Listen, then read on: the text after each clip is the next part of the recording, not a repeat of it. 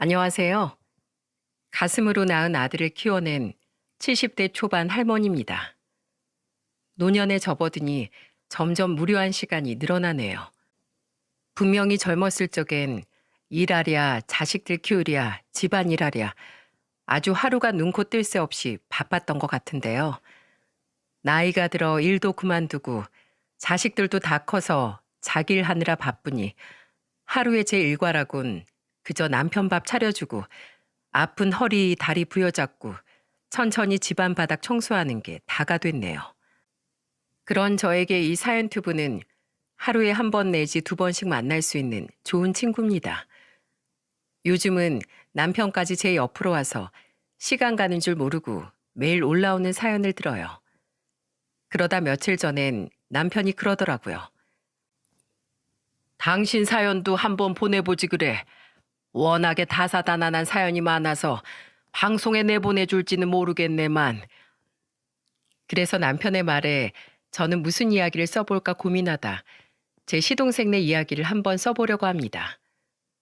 평범하고 재미없게 살아온 제 인생에서 가장 천사처럼 착하고 선물같이 귀했던 사람들의 이야기를요. 저와 남편은 경기도의 한 시골에서 태어났어요. 어린 시절부터 같은 동네에서 나고 자란 한 살 차이 오빠 동생 사이였죠. 비록 부모님들의 성화에 못 이겨 만남을 가진 거긴 하지만 어찌됐든 그런 남편과 만나서 여태 잘 살아왔으니 지금은 돌아가신 양가 부모님들께 굉장히 감사하고 있어요. 저희 집도 시댁도 모두 농사를 짓는 집이었는데 그때 사는 게 다들 그런 것처럼 두 집안 모두 형편이 넉넉하지 못했습니다. 특히 시댁은 제가 막 시집을 갔을 땐 정말 찢어지게 가난했어요. 저는 그래도 고등학교까지 졸업을 했지만 남편은 중학교까지밖에 졸업을 하지 못했을 정도로요. 그나마 중학교도 시부모님이 굉장히 무리를 해서 보내주신 거였다며 남편은 그 정도까지만 해도 시부모님께 굉장히 감사했다고 하네요. 결혼한 이후 저와 남편은 양가에서 멀리 떨어지지 않은 같은 동네에 터를 잡아 농사를 지으며 살기 시작했습니다. 그러다 보니 자연스레 양가와의 교류도 잦았는데 아무래도 시대가 시대였다 보니 친정보다는 주로 시댁에 가는 일이 잦았어요. 시부모님도 시동생도 무척 선하신 분들이라 시댁에 가는 일이 딱히 불편하진 않았습니다.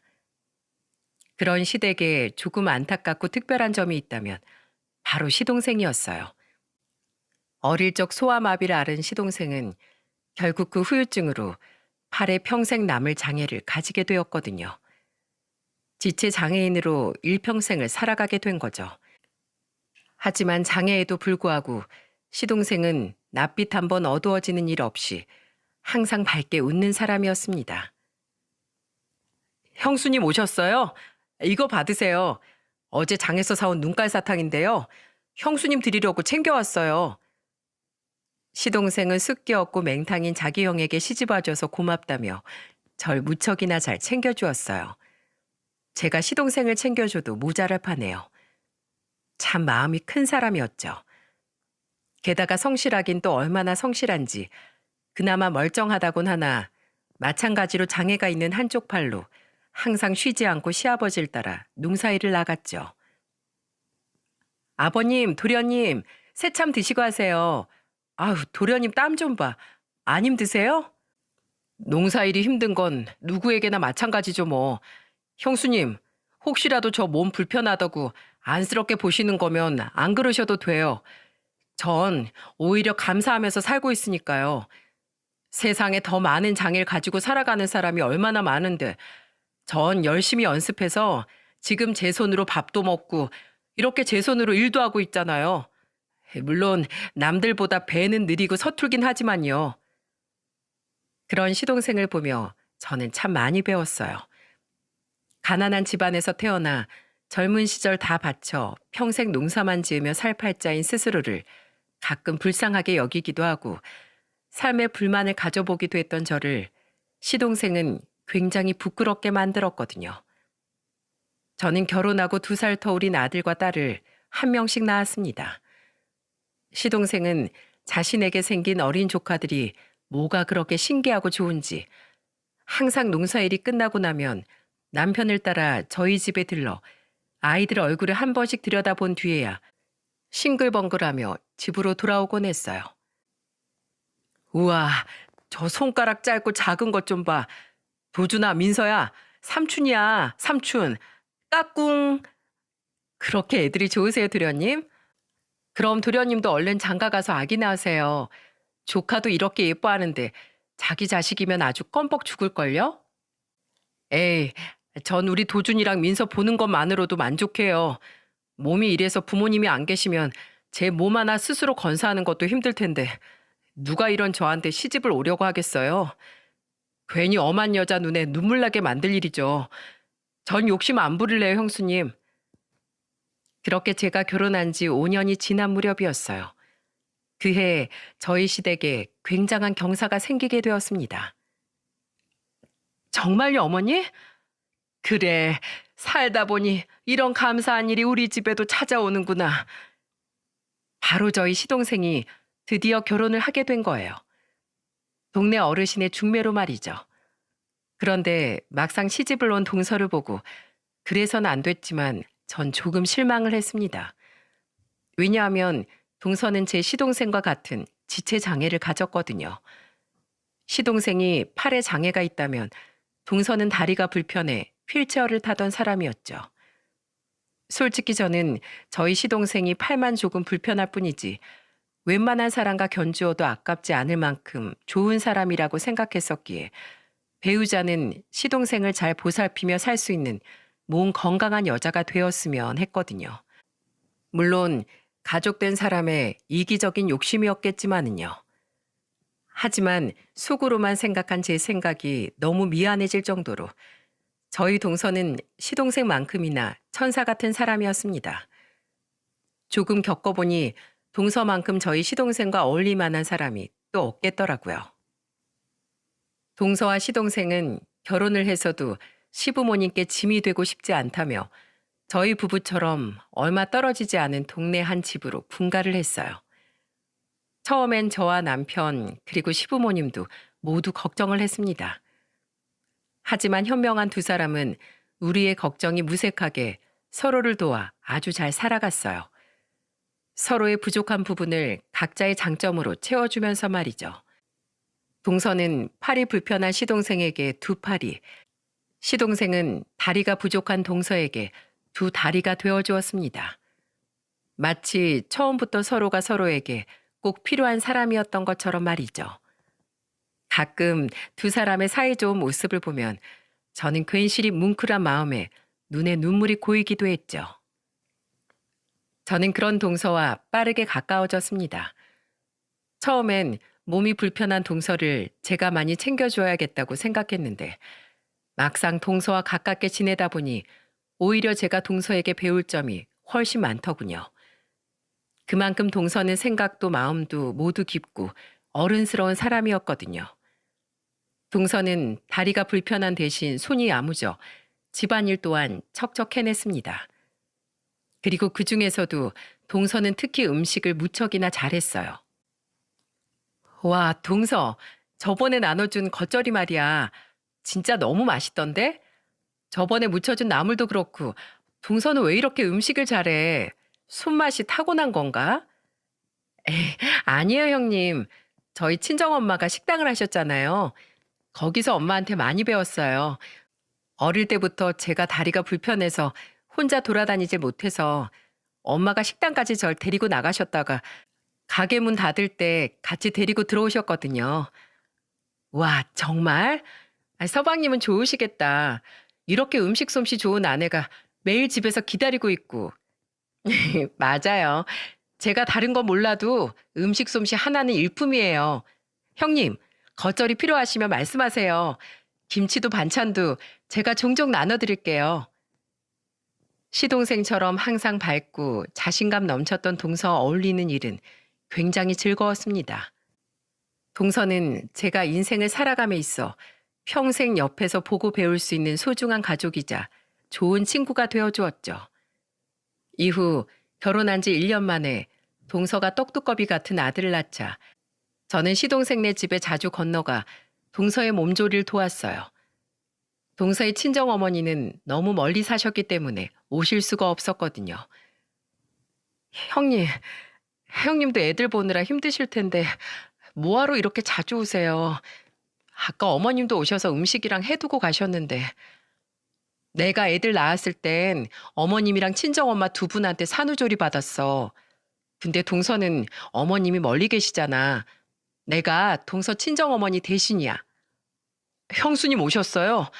여보, 몸은 좀 어때? 오늘은 좀 괜찮아?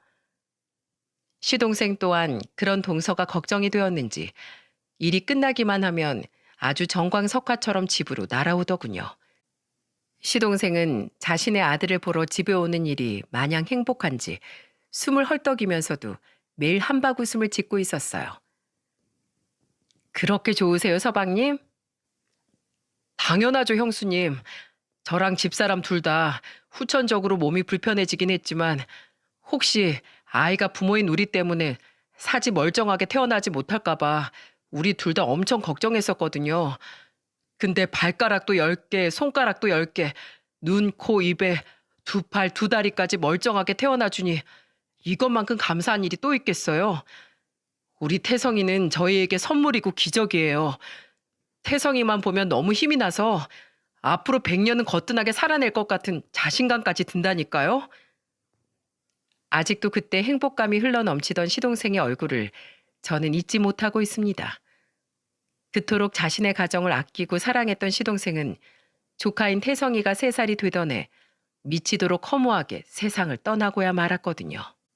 원인은 교통사고였습니다. 그것도 음주운전 차량과의 사고 말이죠. 농사일을 하다 새참으로 먹은 막걸리에 흥건하게 취한 운전자가 인사불성이 된 채 트럭을 몰다가 그만 집에 돌아오던 시동생을 보지 못하고 치워버린 거예요. 그리고 그 운전자는 바로 시아버지와 잘 알던 동네 지인이었어요. 시아버지와는 형 동생하며 종종 술잔도 기울이던 사람이었죠. 죄송합니다, 형님. 정말 죄송해요.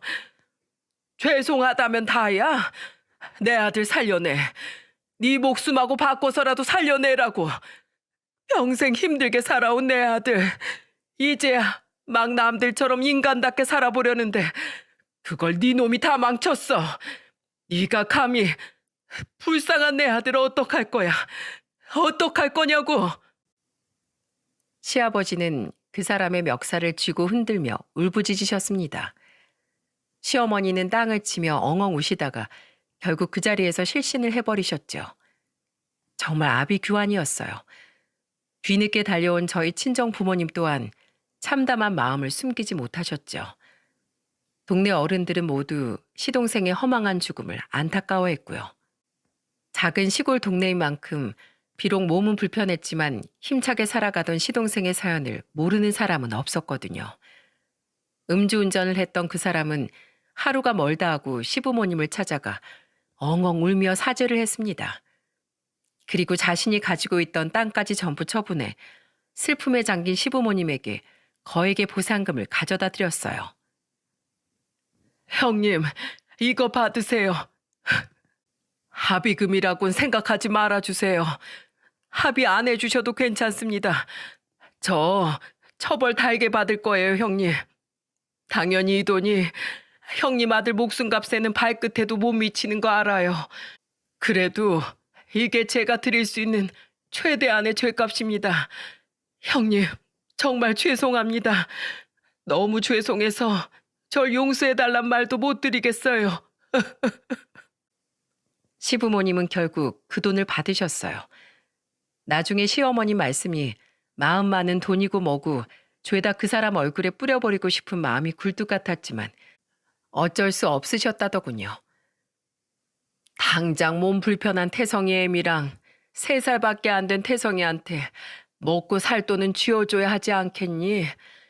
이까지 저주스러운 가난만 아니었어도 내가 부모로서 이렇게 부끄러운 돈을 받진 않았을 텐데. 그 사람은 결국 교도소 신세를 지게 되었습니다.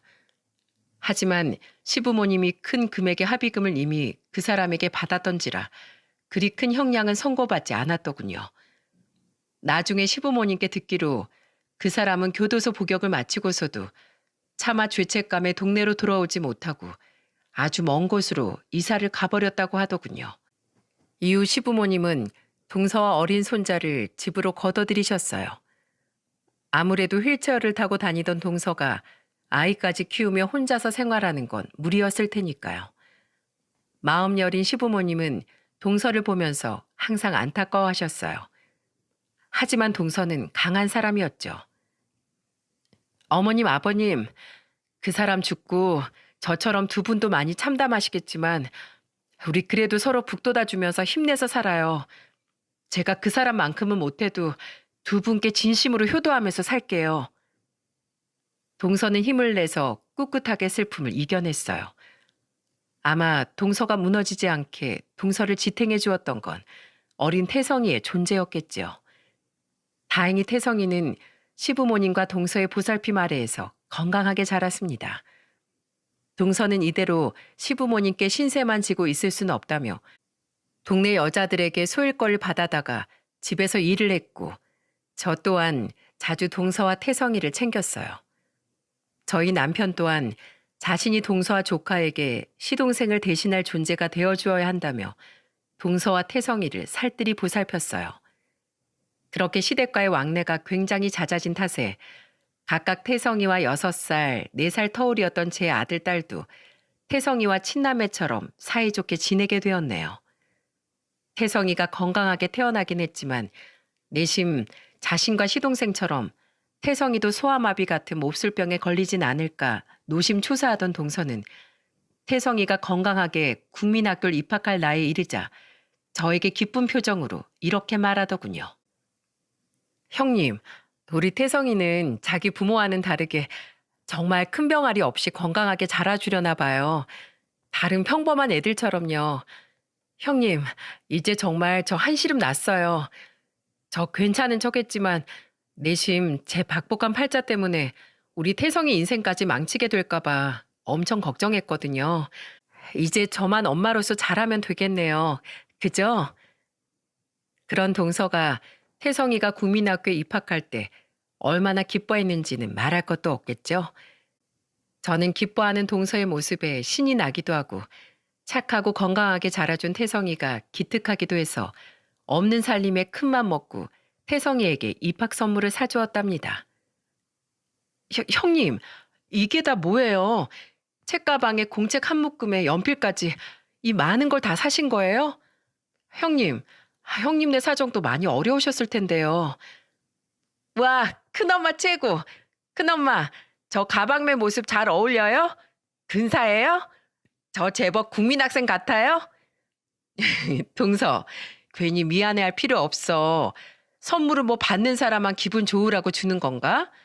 주는 사람도 기분 좋고 싶어서 주는 거지. 태성아, 큰엄마 선물 받고 학교에서 공부 열심히 해야 한다. 네 엄마한테도 효도 많이 해야 돼. 네, 큰엄마, 감사합니다. 동서는 신난 태성이의 모습을 보며 괜히 감정이 벅차올랐는지 눈물을 글썽이더군요. 그리고 태성이 몰래 옷소매로 눈물을 훔치며 제게 이렇게 말했어요. 아빠 없어도 정말 잘 자라줬죠, 우리 태성이. 형님, 저 진짜 우리 아들 없었으면 어떻게 살았을까요? 너무 고맙고 사랑스러워서 주책맞게 요샌 가끔 눈물이 나요. 원래 부모가 자식 보면 다 그런 거야. 주책맞다고 생각할 거 없어. 나도 내 자식들 보면 마음이 뭉클해. 태성이는 동서의 기대에 부응이라도 하듯 아주 씩씩하고 똑똑하게 자랐습니다. 또래 애들에 비해 공부가 적성에 맞았는지 태성이는 학교 공부에도 아주 열심이었죠. 그 행복이 오래도록 지속되었으면 참 좋았으련만 동서의 말대로 동서는 정말 박복한 팔자를 타고났던 걸까요? 동서는 태성이가 국민학교를 졸업하기도 전인 태성이의 나이 10살에 그만 쓰러져 버리고 말았습니다. 형님, 저 살고 싶어요. 아빠 잃은 우리 태성이 엄마마저 잃게 하고 싶지 않아서라도 힘을 내고 싶은데 자꾸만 제 몸이 말을 따라주질 않아요. 형님, 저 잘못되면 우리 태성이 정말 어떡해요? 동서는 거의 1년 가까이 병상에서 병마와 치열하게 싸웠어요. 시부모님도 저도 남편도 그리고 아픈 자기 엄마 옆에서 통 떨어지려 하지 않았던 태성이도 모두 간절하게 동서가 자리에서 일어나길 기도했죠. 하지만 모든 가족들의 간절한 바람과 응원에도 동서는 태성이의 나이 고작 11살에 그만 시동생을 따라 하늘로 떠나버리고 말았습니다. 눈을 감기 직전 동서는 제 손을 잡고 간곡하게 부탁을 했어요. 형님, 저 아무래도 힘들 것 같아요. 형님, 저 염치 없지만 부탁 하나만 할게요. 우리 태성이요. 이제 조카 말고 형님하고 아주버님 자식으로 걷어서 좀 키워주시면 안 될까요? 자식 먼저 두고 가는 죄인이지만 그래도 홀로 남을 제 자식이 올바른 어른 아래에서 보살핌 받으며 바르게 컸으면 좋겠어요. 형님하고 아주버님은 제가 아는 분들 중에 가장 마음 따뜻하고 좋은 분들이잖아요. 부디 하나밖에 없는 동서이자 형님을 친동생처럼 따랐던 제 마지막 부탁, 모른 척하지 말아주세요. 부탁드립니다. 그렇게 동서는 저에게 뭐라고 알 수 없는 입모양을 몇 번 더 벙긋거리더니 이내 숨을 거두고 말았습니다. 그땐 너무 슬픔에 치우친 나머지 동서의 입모양을 제대로 읽을 수 없었지만 나중에 생각해보니 아마 동서는 제게 고마웠다는 말을 한 것 같아요.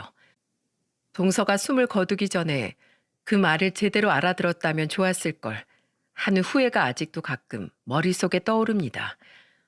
왜냐하면 저야말로 누구보다 동서에게 고마웠다는 말을 꼭 해주고 싶었거든요.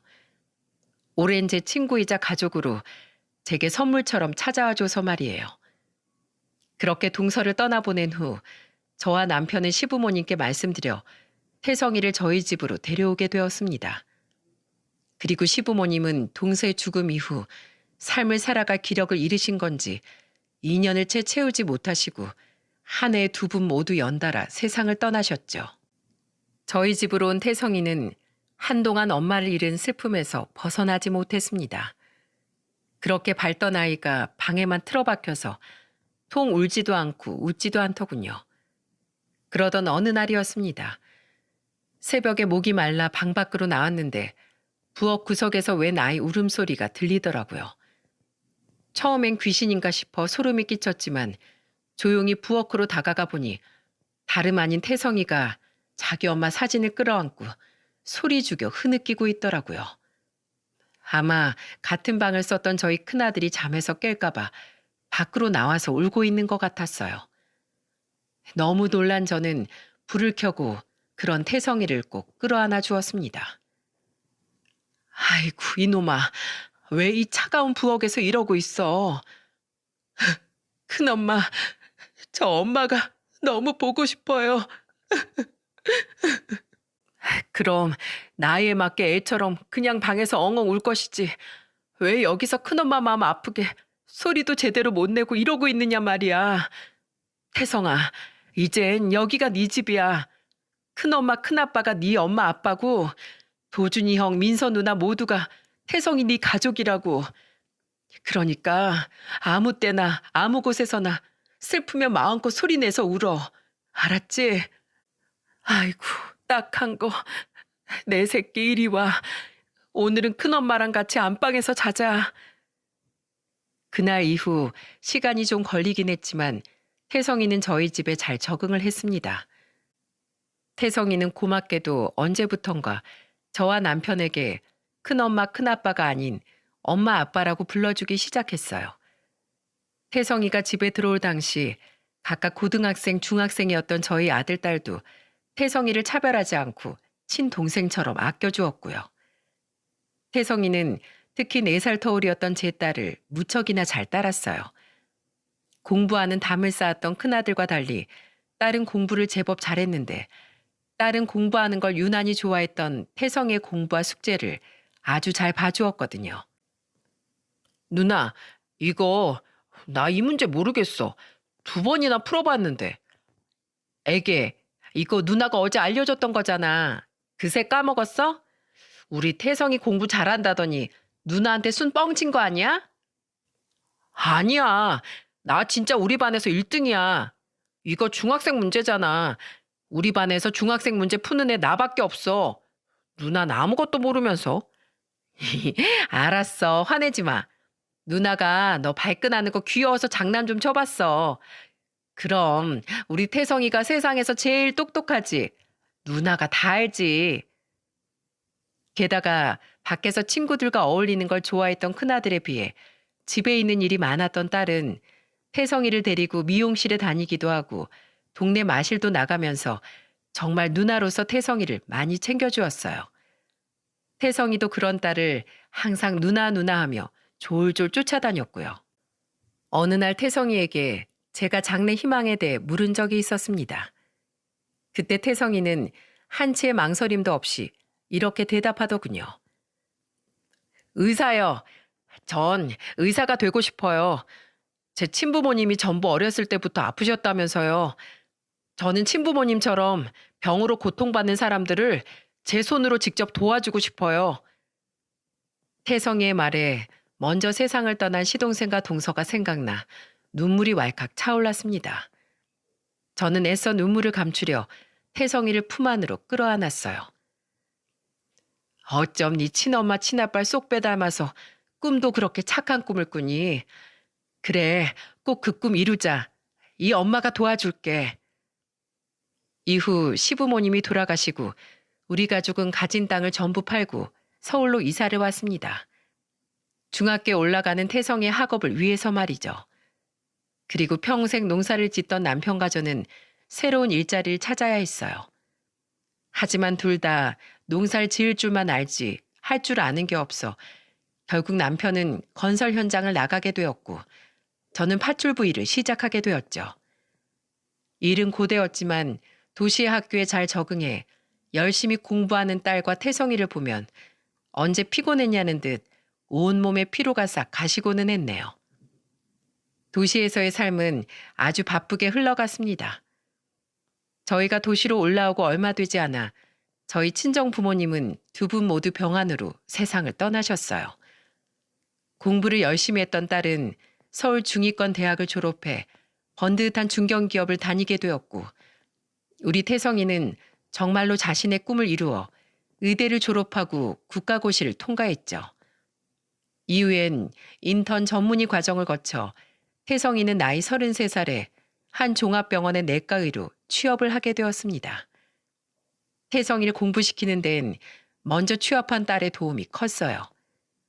남편과 제가 말렸지만 딸은 결국 자기 돈을 모아 태성이의 남은 학기 동안의 학비를 전부 다 내주었거든요.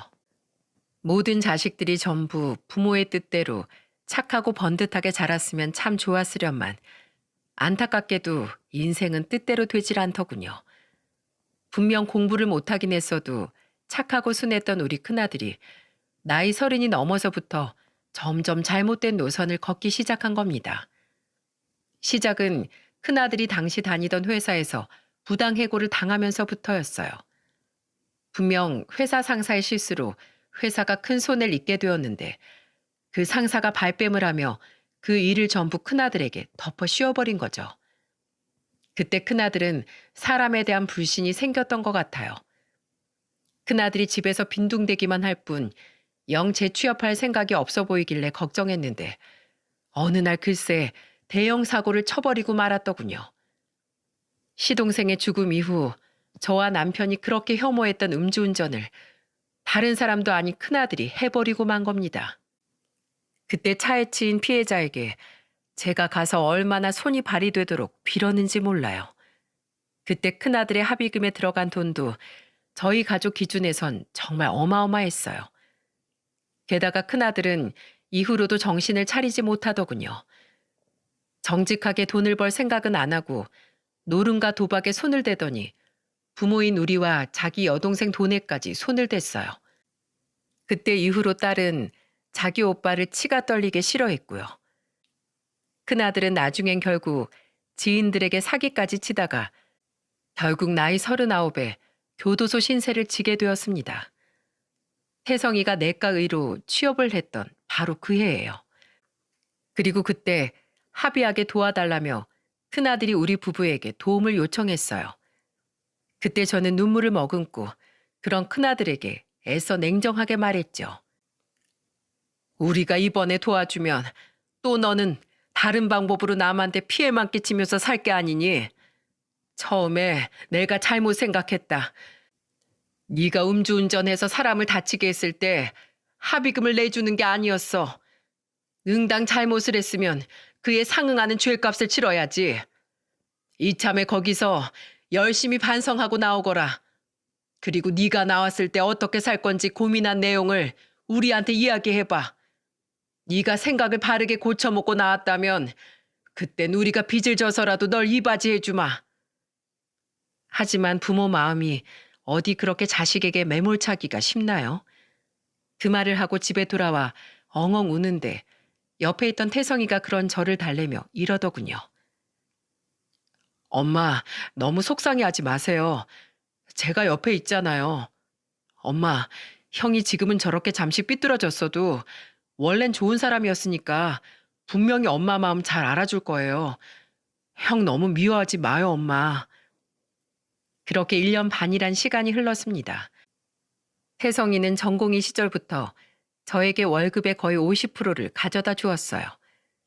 제발 그 돈으로 너나 맛있는 거 한번 사 먹으라고 하는 제 말에도 태성이는 그저 허허 웃으며 이렇게 말했죠.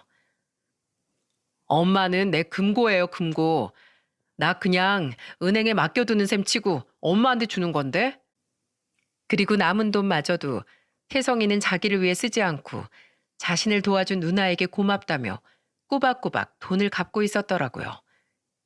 그런 태성이의 마음이 너무 기특하고 예뻐 저는 태성이가 주는 돈을 한 푼도 허투루 쓰지 않고 차곡차곡 모아놓았죠. 나중에 태성이가 결혼이라도 한다고 하면 그때 목돈을 만들어 내어줄 요량으로요. 그리고 태성이가 35살이 되던 해 드디어 그 돈을 쓸모있게 쓸 기회가 생기게 되었습니다.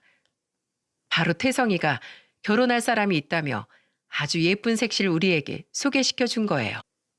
태성이에게 듣기로 평범한 회사원이라던 예비 며느리는 상당한 재력가의 딸이라더군요. 예비 사돈 어른이 경기도에서 5층짜리 종합병원을 운영하는 병원장이라면서요.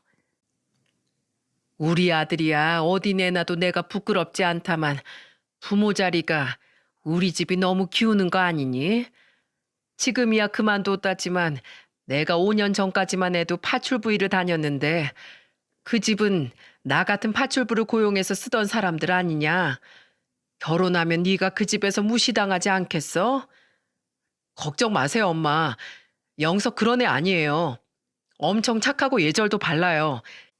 장인어른 되실 분이 어릴 적부터 엄청 엄하게 예절 교육을 시키셨대요. 그리고 어머님은 아직 못 배웠지만 아버님은 한 번 뵙고 인사드렸는데 경제력에 대한 편견 없는 좋은 분이세요. 형 일도 제가 미리 다 말씀드렸고요. 부모님이 원래는 큰아빠 큰엄마였다는 얘기부터 엄마가 파출부 일까지 하시면서 친자식도 아닌 절 의사로 만드셨다는 이야기까지 전부 다요. 그런 태성이의 말처럼 처음 저희 집에 인사를 온 예비 며느리는 참 착하고 순한 아가씨였습니다. 마치 태성이의 천생연분처럼 느껴질 정도로 두 아이의 성격은 매우 닮아 있었죠. 그 때문에 저는 큰 걱정 없이 예비 사돈 때까지 상견례 약속까지 잡을 수 있었어요. 저와 남편 그리고 딸과 태성이가 상견례 장소에 도착하니 그곳엔 이미 예비 사돈들과 예비 며느리 그리고 예비 며느리의 오빠까지 4사람이 먼저 도착해 기다리고 있더군요. 우리 두 가족은 서로 무척이나 어색해하면서도 애써 입에 미소를 가득 띠곤 인사를 나누었죠. 하지만 그날 상견례 자리는 예상치 못하게 아주 엉망이 된 채로 끝이 나고 말았습니다. 처음엔 분위기가 무척이나 화기애애하고 좋았어요.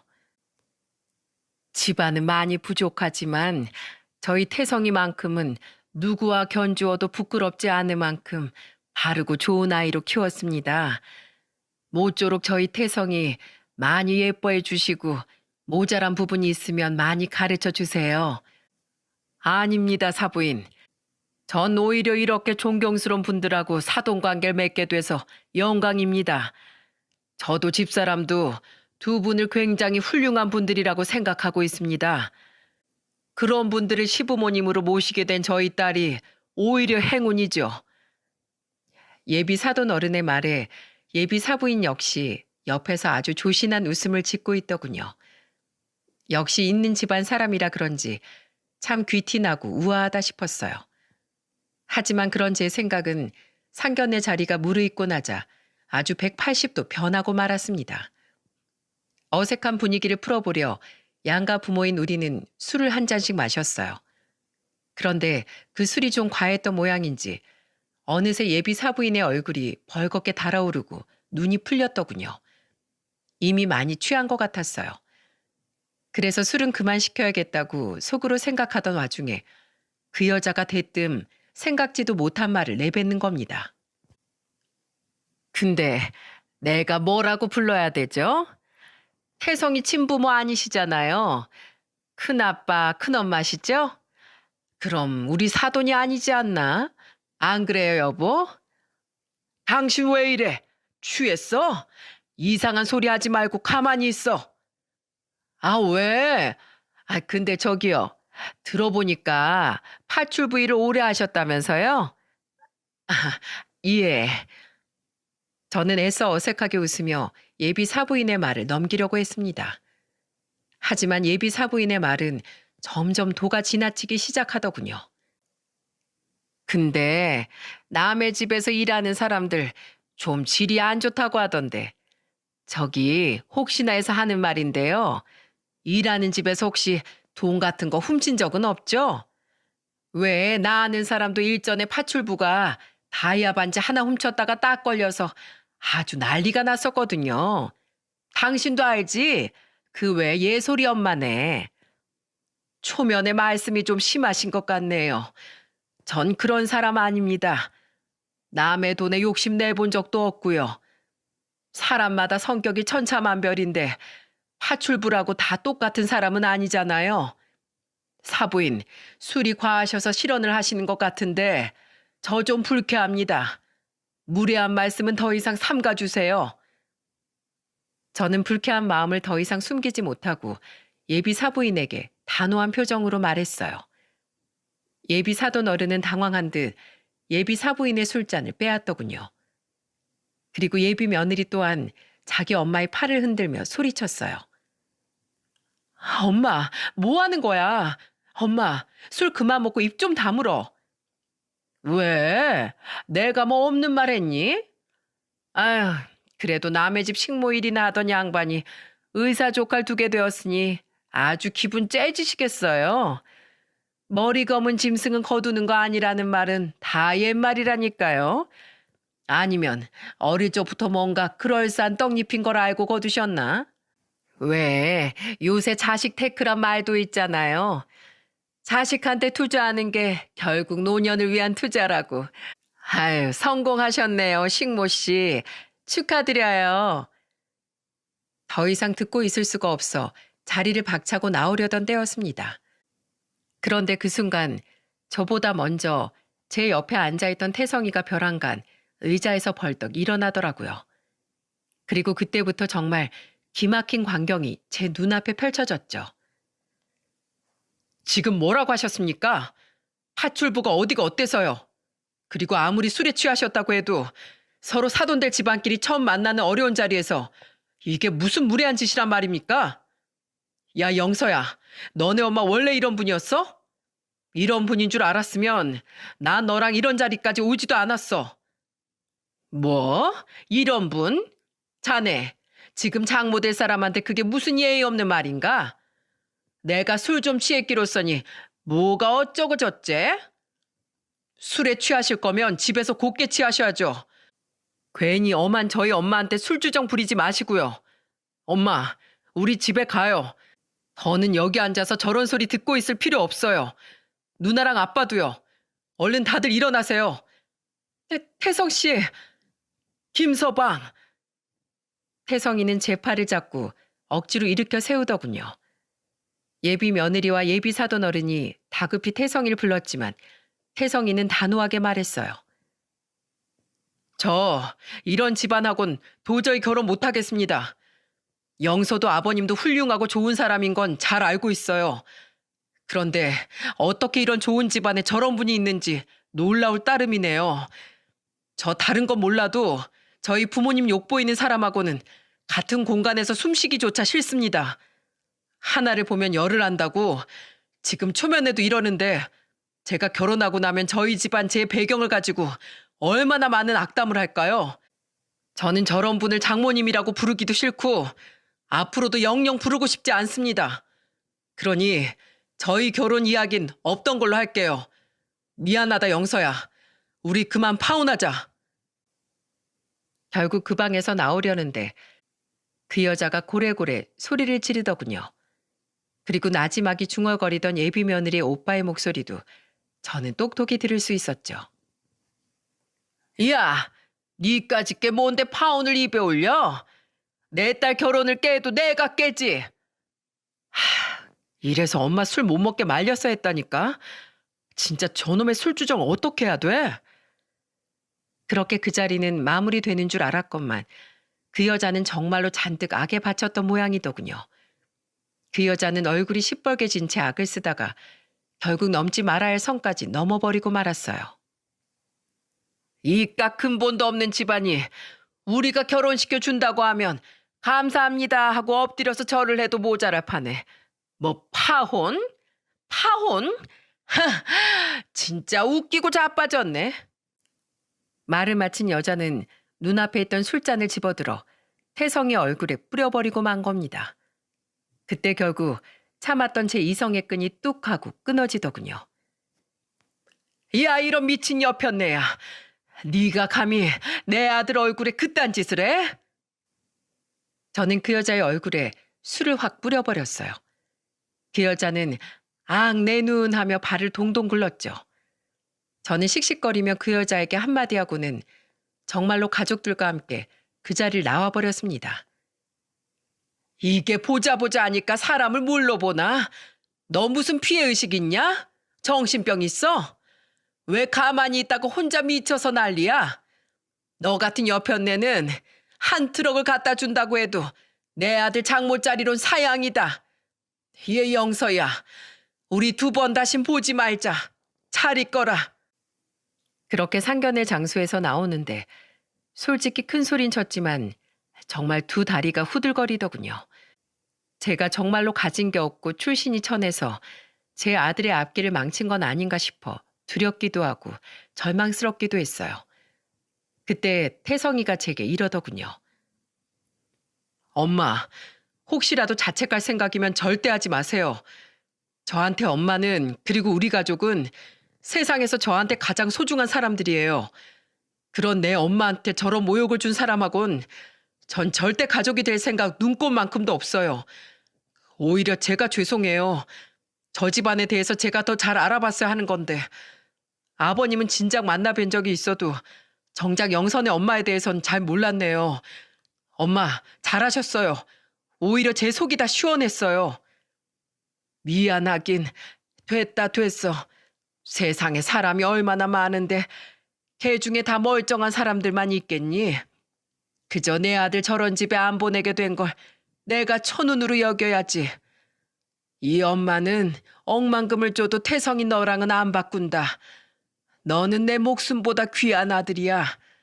엄마는 괜찮으니까 부디 네가 마음에 상처를 입지만 않았으면 좋겠구나. 그리고 우리의 대화가 끝나자 정작 상견례 자리에선 겁에 질려 눈치만 보고 있던 딸이 대뜸 이러더군요. 아마 분위기를 풀어보려고 하는 말 같았죠. 엄마, 확 내가 가서 다시 한마디 해주고 올까? 열받아서 못 참겠네 진짜. 누나, 그냥 가만히 있어. 아깐 겁에 질려서 한마디도 못했으면서. 그건 내가 그냥 어른들 말하는데 끼면 예의가 아닌 것 같아서 참은 거지. 아빠 너 왜 가만히 있었어? 어? 가만히 있긴 누가. 거참, 내가 한마디 하려고 하면 너희 엄마가 더 싸납게 몰아붙이고 또 한마디 하려고 일어날라 치니까 갑자기 대뜸 태성이 저 녀석이 더 무섭게 자리를 박차고 일어나는 통에 나만 혼자서 엉거주춤 입 열었다 엉덩이를 뗐다 생쇼를 다 했다. 에휴, 상종 못할 집안 같으니라고. 됐으니까 이만 집에 가자. 그렇게 아들은 결국 파혼을 하게 되었습니다. 그날 저녁 영서의 부친에게 사과의 전화가 왔지만 저는 그저 알겠다고 대답하곤 전화를 끊었어요. 이미 아들이 파혼하기로 마음먹은 마당에 더 이상의 대화가 무슨 의미가 있나 싶어서 말이죠. 파혼으로 가장 많은 상처를 받았던 건 아이러니하게도 그 여자의 딸인 영서였습니다. 착한 영서는 몇 번이나 울며 불며 집으로 태성이를 찾아왔지만 태성이는 단호하게 영서를 끊어버렸죠. 두 아이가 같이 있던 모습이 얼마나 예뻤는지 기억이 났기에 저는 나중에 조심스럽게 혹시 영서를 정 못 잊겠으면 엄마인 나는 신경 쓰지 말고 네 뜻대로 하라고 태성이에게 말해봤지만 태성이는 고개를 젓더군요. 아니에요. 영서랑 저는 그냥 만날 운명이 아니었던 거예요.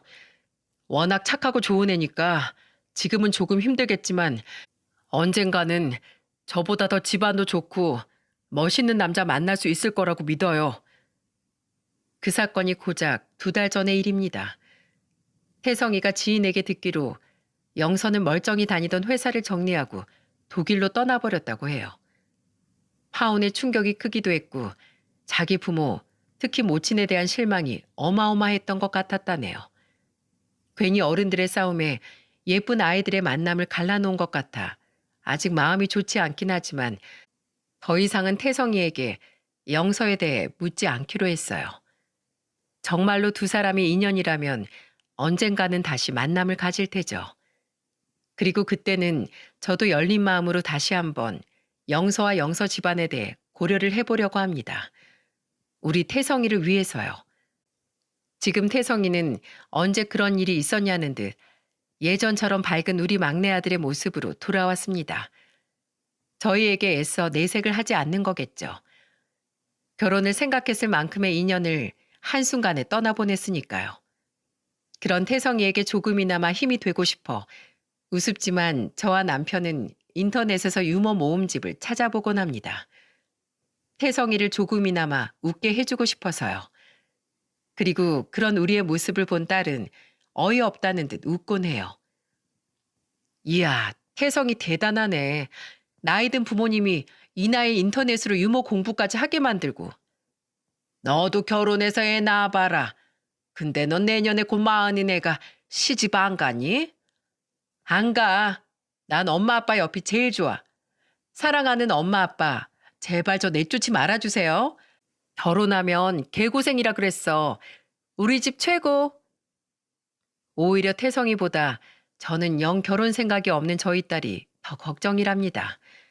무조건 결혼만이 인생의 정답은 아니지만 제가 자식을 셋이나 키웠다 보니 어쩔 수 없이 제 딸도 부모가 되는 기쁨을 알았으면 하는 바람이 생기더라고요. 그렇게 저와 남편은 지금 다 큰 자식 둘과 한 집에서 오순도순 잘 살고 있습니다. 한 가지 바람이 있다면 내후년에 출소를 앞둔 우리 큰아들이 제발 다시 새 사람이 되어서 아니 어릴 적 착했던 아들로 돌아와 있었으면 좋겠다는 거예요. 그럼 그땐 정말 부모로서 우리 큰아들을 어린 시절부터 다시 키운다는 마음으로 정성을 다해 뒷바라지 해주고 보살피려고 합니다. 여러분, 사람 인연이라는 게 참 신기하죠? 제가 어떻게 동네 오빠가 제 평생의 반려자가 될 줄 알았겠습니까? 몸이 불편한 시동생에 의해 인연을 맺게 된 동서와 아주 절친한 친구 사이가 되게 될 줄은요? 그리고 그 시동생과 동서의 아들이 지금은 제 목숨만큼 소중한 제 막내 아들이 될 줄은 정말 산신령 할아버지도 상상하지 못했을 거예요. 저에게 앞으로 얼마나 더 살 날이 남았는진 잘 모르겠습니다.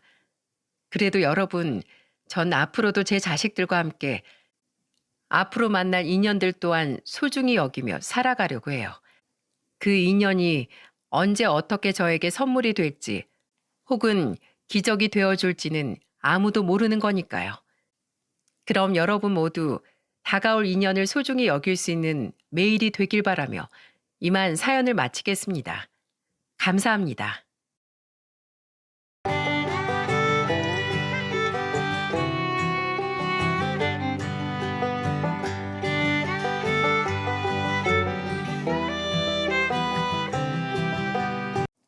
안녕하세요. 뒤통수 세게 맞고 인생 공부했던 40대 중반 남성입니다. 예전부터 사람들이 접할 수 있는 TV, 라디오 등엔 결혼에 관한 막장 이야기가 참 많죠. 저 또한 그런 방송을 보고 들으며 혀를 끌끌 차면서도 저런 건 다 꾸며낸 내용이겠지 하고 생각했습니다. 세상에 저런 일이 어디 있나 싶어서요. 하지만 1살, 2살 먹다 보니 실제로 그런 일이 벌어지긴 하더군요. 주변 지인의 이야기 혹은 뉴스 기사거리 등을 접해보면 말입니다. 그때도 참 무서운 세상이다 생각하며 나는 남들에 비하면 비교적 평범한 삶을 살고 있어서 참 다행이라고 여겼었어요. 하지만 먼 일처럼 느껴졌던 그런 사건이 제 인생에도 한번 호되게 찾아온 적이 있었습니다. 제 사연은 바로 그 당시 제가 겪었던 고통과 그 결말에 관한 이야기예요. 저는 지인의 소개로 나이 30에 3살 어린 여자와 결혼을 하게 되었습니다. 제가 공무원 시험에 합격한 지 2년 만이었죠. 다들 아시다시피 평범한 공무원의 연봉은 그다지 높지가 않아서 아내와 저는 아주 작게 살림을 시작할 수밖에 없었어요. 감사하게도 저희 부모님이 6천만 원을 지원해 주셨기에 제가 모은 돈 약간과 대출을 껴서 제가 원래 부모님과 함께 살던 동네에 연식이 오래된 작은 아파트 한 채를 얻을 수가 있었죠. 이곳은 서울에 비하면 집값이 비교적 많이 저렴한 지방이었거든요. 미용사였던 아내는 부침성이 좋고 살가운 성격이었어요. 미용사로 일할 때 손님들을 많이 대해봐선지 사람을 편하게 해주는 능력이 있었죠. 저희 가족은 그런 아내를 참 좋아했습니다. 저희 부모님도 제 남동생과 여동생도요. 제 형제들 중 특히 막내 여동생은 아내를 무척이나 좋아하고 따랐습니다. 아내와 여동생은 1살밖에 차이가 나지 않아 그런지 같이 밥도 술도 먹으러 다니고 쇼핑에 문화생활에 정말 많은 것을 함께 했었어요.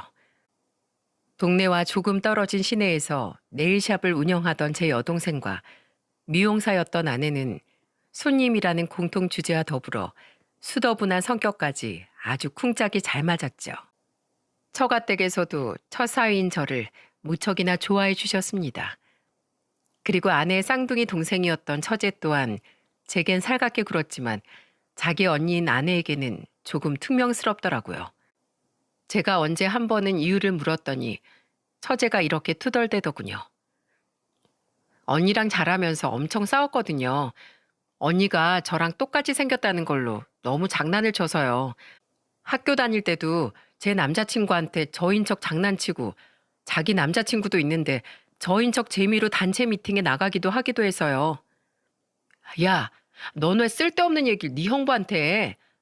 다 어렸을 적 장난이지. 그래서 이젠 네가 하도 싫어하니까 안 그러잖아. 미안하다, 미안해. 아내는 그런 처제에게 미안하긴 한 듯 민망한 웃음을 지으며 처제에게 사과를 했습니다. 그런데 솔직히 장난기 많았던 아내가 그런 장난을 많이 쳤을 법도 했다고 내심 속으로 생각했어요. 아내와 처제는 정말 그 정도로 얼굴이 똑 닮아 있었거든요. 키도 체형조차도요. 심지어 얼굴에는 점도 하나도 없어 사소한 점이나 흉터로 두 사람을 구분하는 것도 쉽지 않았죠. 아내는 결혼 후 2년 뒤 첫 아들을 낳으면서 다니던 미용실을 그만두었어요. 그리고 이듬해 아내는 동네 미용실을 인수하게 되었죠. 오랫동안 저희 동네에서 미용실을 운영하던 아주머니께서 서울에서 직장 생활을 하던 아들 부분의 집으로 이사를 가셨거든요. 처음 가는 자신의 가게에 아내는 정말 최선을 다했습니다. 미용실을 인수한 지 2년 만에 둘째 아들을 출산하게 되어 딱 석 달간 미용실을 쉬었을 때를 빼곤 일주일에 일요일을 제외한 날엔 무조건 가게 문을 열었죠. 아이들이 어느 정도 자랄 때까진 저희 어머니가 육아를 도와주셨고요. 그리고 아내의 부침성 때문인지 아내의 미용실은 금세 동네 여자들의 아지트가 되었습니다. 할머님들부터 아줌마들, 그리고 아내 또래 젊은 여성분들까지 아내의 미용실에 한 번 들르면 30분 이내로는 나오는 법이 없었죠. 그렇게 결혼한 지 8년쯤 되었을까요? 그땐 제 동생들도 전부 결혼해서 다른 지방으로 출가를 했었어요. 어느새 이 동네엔 부모님과 저희 가족밖에 남지 않았죠. 그러던 어느 주말 저희 부모님 댁에서 다 같이 식사를 하고 있는데 아내가 그러더라고요. 어머님, 그 얘기 들으셨어요? 재작년에 이사 왔던 그 초등학생 애 둘 둔 부부 있잖아요. 이번에 글쎄 이혼한대요. 뭐? 아니, 애들도 그렇게 어린데 왜? 우리 시내에 엄청 큰 단란주점 하나 있잖아요. 알고 보니까 그 집 남편이 회사 회식 때 거길 몇 번 갔었다가 거기 술집 여자 한 명한테 홀랑 빠져서 집 담보대출에 애들 앞으로 든 적금까지 죄다 깨서 갖다 바친 걸 딱 걸렸대요. 그래서 그 집 여자가 눈이 돌아서 그 술집 가서 그 여자 머리 뜯고 깽판 치고 아주 난리도 아니었대요. 그래? 아유, 젊은 양반이 어쩌다 여자한테 미쳐버려서는. 그런데 애미 넌 무슨 일을 그렇게 자세히 알아? 그 집 애기 엄마가 너희 미용실 다녀? 아니요. 사실 그 단란주점에 다니는 언니 한 명이 저희 미용실 단골이거든요. 저랑 3살 차이 나는데 이혼하고 애들 아빠한테 양육비 보내야 한다면서 엄청 열심히 일하더라고요. 술집 여자는 다 문란하고 게으른 줄 알았는데 제 편견이었나 봐요. 그래도 너무 가까워지지 말거라. 날 꼰대라고 말해도 어쩔 수 없는데 괜히 사람들이 많이 기피하는 직업은 다 이유가 있다. 노파심에서 하는 소리야. 네, 알겠어요, 어머님. 걱정 마세요. 그만큼 아내는 동네 사정에 대해선 정말 모르는 일 없이 빠삭했어요. 아내 미용실은 동네 공식 수다방이었죠. 하지만 행복과는 별개로 저희 집의 경제 사정은 썩 좋지 못했습니다. 세금 다 떼면 200만 원 남짓인 제 월급에 아내 미용실 수입을 더해도 생활비에 공과금, 그리고 다달이 대출금과 곧 차례로 학교에 들어갈 아들들을 위한 학비, 적금까지 전부 나가면 수중에 돈이 얼마 남지 않았거든요. 그런데 어느 순간부터 아내의 씀씀이가 점점 해퍼지기 시작하는 겁니다. 이상했어요. 분명 얼마 전까지만 해도 전기세라도 아껴야 한다며 낮엔 집안의 불을 온통 다 끄고 겨울엔 아주 추워야 보일러를 찔끔 켜던 구두쇠 아내였는데요.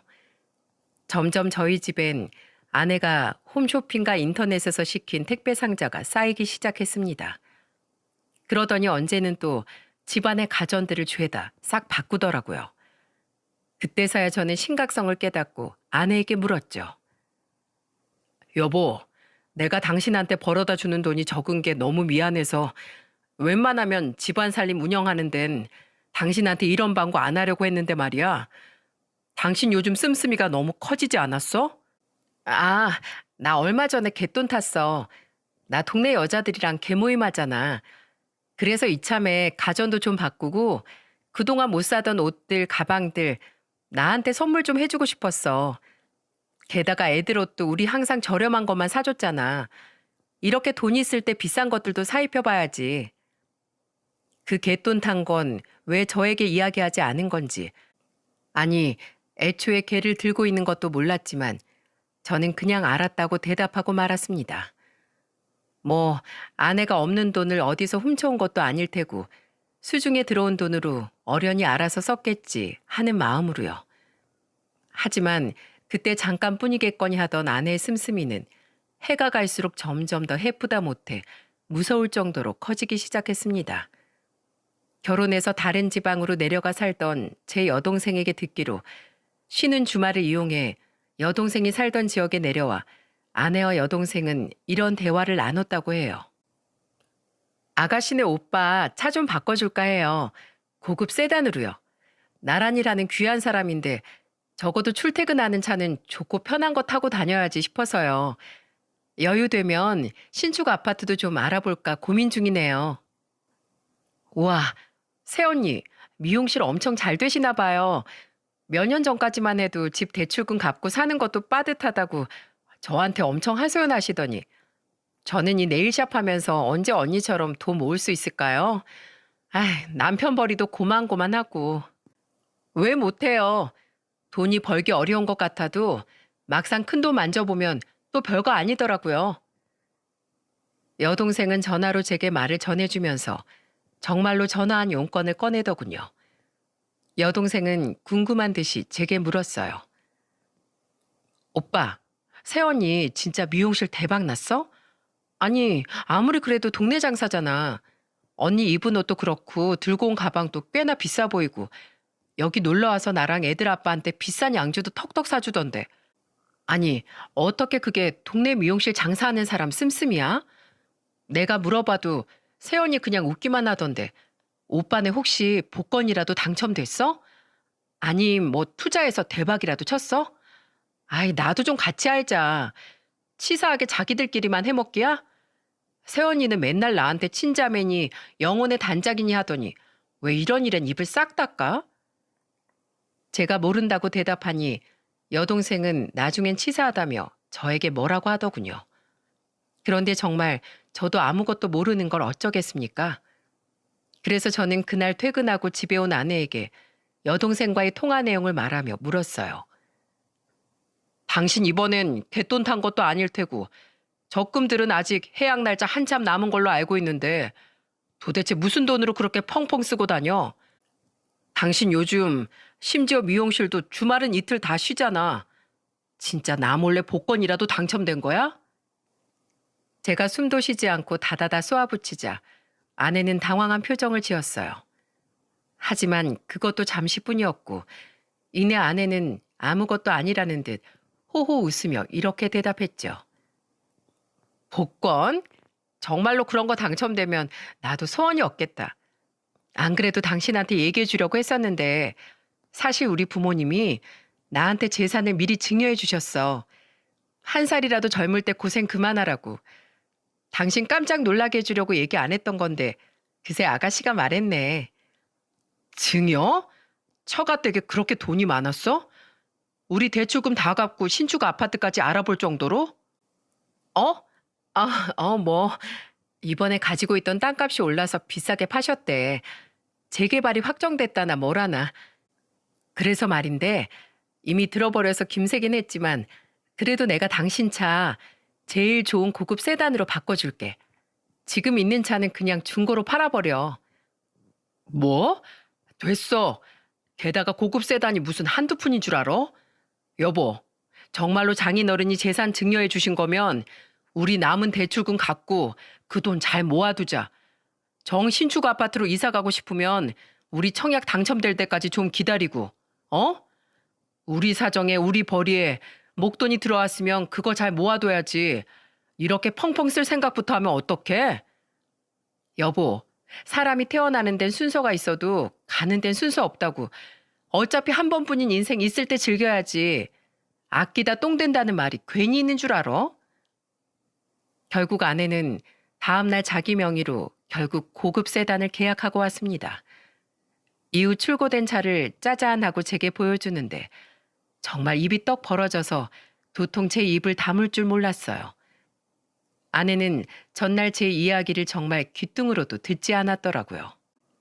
이후에도 계속 사치를 부리는 아내에게 몇 번 더 화를 냈지만 그때 아내는 또 제게 이러더군요.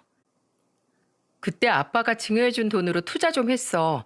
누가 좋은 정보를 줘서 그 투자 수익금이 꽤 나와서 쓰는 거야. 내 힘으로 직접 번 돈 내가 쓴다는데 왜 이렇게 날 못 잡아먹어서 안달이야? 아내의 그런 모습은 동네에서도 점점 말이 나오기 시작했습니다. 동네 아주머니들에게 소문을 들은 어머니께서도 제게 넌지시 물어보더라고요. 그렇다고 안 그래도 돈 문제로 아내와 자꾸 다투고 있다는 말을 차마 어머니께 드릴 수가 없어 저는 아내에게 들은 대로 그저 어머니께 장인어른이 재산을 미리 좀 증여해 주셨고 그 돈으로 아내가 투자를 한 것이 좋은 결과를 낸 것 같더라 하고만 말씀드렸죠. 그리고 아내는 언제부턴가 외박까지 일삼기 시작했습니다. 밤을 새고 아침이 되어서야 술에 잔뜩 취한 채 집으로 들어왔죠. 초등학생인 두 아들은 그냥 집에 팽개쳐 놓고 말이에요. 미용실 문은 언제부턴가 아예 자기 내킬 때만 가끔씩 열면서요. 도대체 뭘 하고 다니나 싶어 카드 내역을 살펴봤더니 웬걸?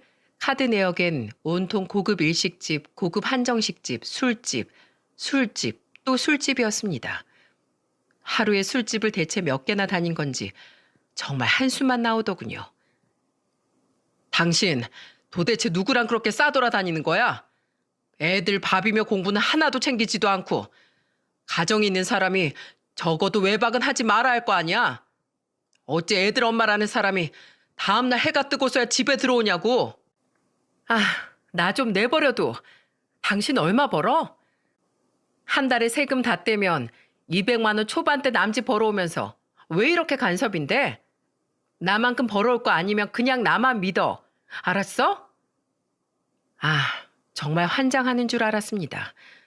아내는 거의 귀신 들린 사람처럼 돈을 쓰고 다니더군요. 나중엔 저도 그런 아내에게 웬만한 신경은 전부 꺼버렸어요. 그래, 자기 돈 자기가 쓴다는데 어쩔 거야. 화내봐야 내 머리만 아프지 하는 생각으로요. 그렇게 자신만만하던 아내는 또 언제부턴가 이상해지더군요. 아내는 점점 밖으로 나가지도 무언가를 사들이지도 않고 집에만 틀어박혀 있더니 마치 무언가에 쫓기는 듯 불안한 모습을 보이기 시작했습니다. 자꾸 손톱을 물어뜯고 휴대폰만 들여다보고 있질 않나. 택배 기사가 집 초인종이라도 눌렀다 치면 괜히 수수라치게 놀라질 않나. 정말 옆에서 보고 있던 제가 다 불안해질 정도였어요. 당신 무슨 일 있어? 뭐가 문제야? 대체 왜 그러는데?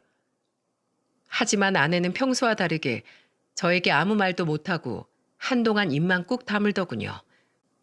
저는 아내가 한다던 투자가 뭔가 잘못됐나 싶어 내심 불안한 마음을 감출 수가 없었어요. 제가 세세한 내막을 잘 모르기도 했고 아내가 그동안 펑펑 써댄 돈이 정말 어마무시했으니까요.